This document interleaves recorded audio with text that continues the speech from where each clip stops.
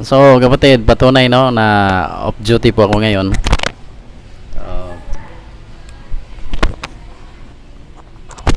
so baka may makakita na kasamahan ko sa trabaho. Off duty po ako ngayon kasi break. So, ngayon mga kapatid, tatalakayin natin kung ano yung 3 M ang dapat mong malaman sa trabaho. May 3 M yan mga kapatid. So ano ba yun? Akala ko pag may trabaho na ako ay ganun-ganun na lang, so pwede na. Pero bakit may 3 M? Ano ba yan? Bakit kailangan ba yang malaman? So kung gusto mo yon kapatid na malaman, bago ang lahat, mag-click ka ng subscribe. At kung sa Facebook page, follow mo yung Facebook page natin kapatid. So umpisa natin. So ano ba yon ang 3 M? So ang 3 M mga kapatid, ito ang una. Pag may trabaho ka na, no? So maingat. So bakit ako maingat sa aking trabaho? Kasi kapatid, pinaghirapan mo yan.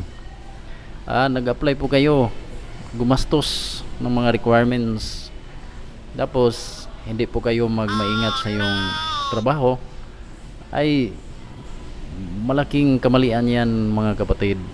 Kaya kung ano yung house rules sa mga tinatrabahoan mo, dapat sinusundin mo yon kapatid, kasi yun talaga ang magpapatuloy sa iyong trabaho. So dapat magmaingat talaga tayo. So yun ang una mga kapatid, magmaingat tayo. So pag malayo yung trabahoan mo, yung area, so maaga kayong magising para hindi kayo magmalit mga kapatid. So madali lang to, hanggang dulo ng ating video malaman mo kung ano. So yun ang una. So ang pangalawa mga kapatid, mapagalitan ng may-ari.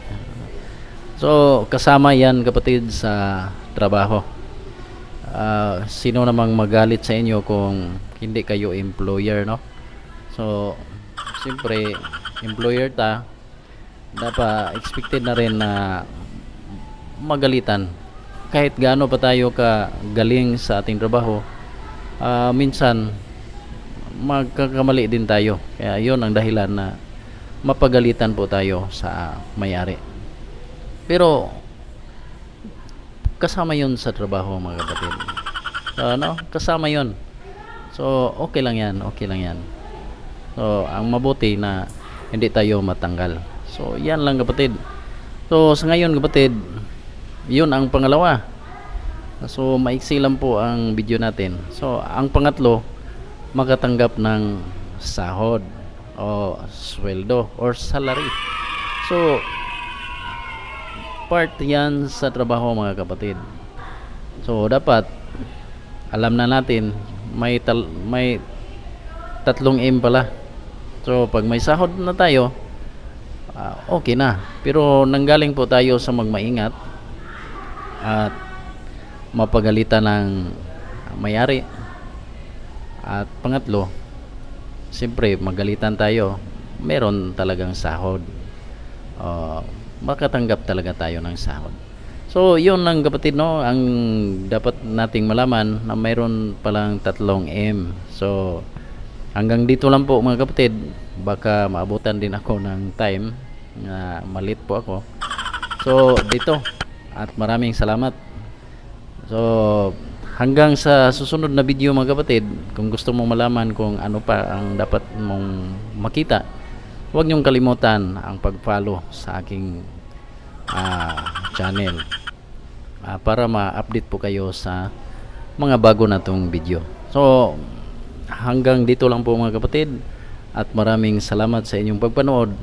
God bless po sa inyong lahat, at maraming salamat sa inyong pag-subscribe at saka pag-follow. So ingat po tayo mga kapatid. Bye bye. God bless po.